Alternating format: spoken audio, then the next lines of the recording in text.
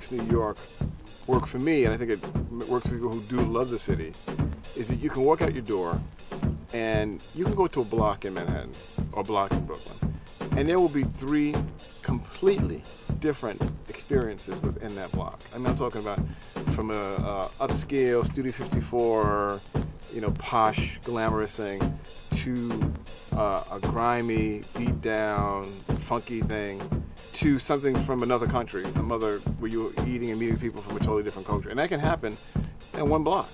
And I think that range of experience and that range of excitement, that's what makes a dynamic mind, to the way of thinking.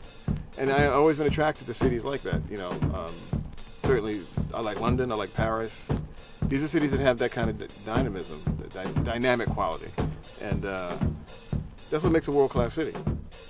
In my case, was this idea of the city and my father. I know that for a lot of men of his generation, moving to the big cities out of the South allowed them a freedom and an anonymity that they never had at home.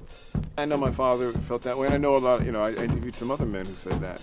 I found this survey that had been done about single-parent families, and they had going all the way back to slavery, post-slavery, through the Census Bureau, and they had kept a number on single-parent families in the black community, and roughly from I think 1890 was the first number I found.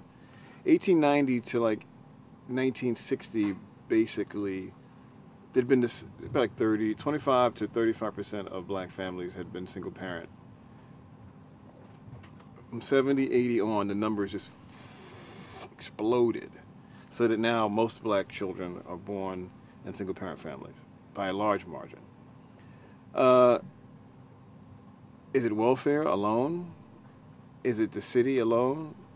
Moving to the big cities? It's hard to say. I really don't know. I can't really put my finger on that, because this is all going on in the midst of one of our struggle for civil rights. Move forward. So it's not like it's a period where nothing's going, nothing positive's going on.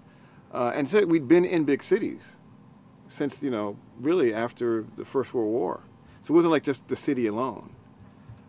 How much did welfare play a role in that? That's a interesting thing to look at, the social policy like that. It may have played a role. But after that, the numbers it seems like it's beyond simply that. It does feel like something changed in the idea of what black people saw themselves as. But again, I look at that as that was any different in 1940s, 1950s. Why is the number so... I think that's almost like a book in itself, to look at that phenomenon from all the different angles. Social policy, the intangibles of behavior, which I think is one of the things we're talking about that's hard to put in. Why was this generation of black men, why has every generation of black men since then been different than our grandparents? Also, we'll say this, the numbers for white families also have gone up, and they were pretty consistent as well.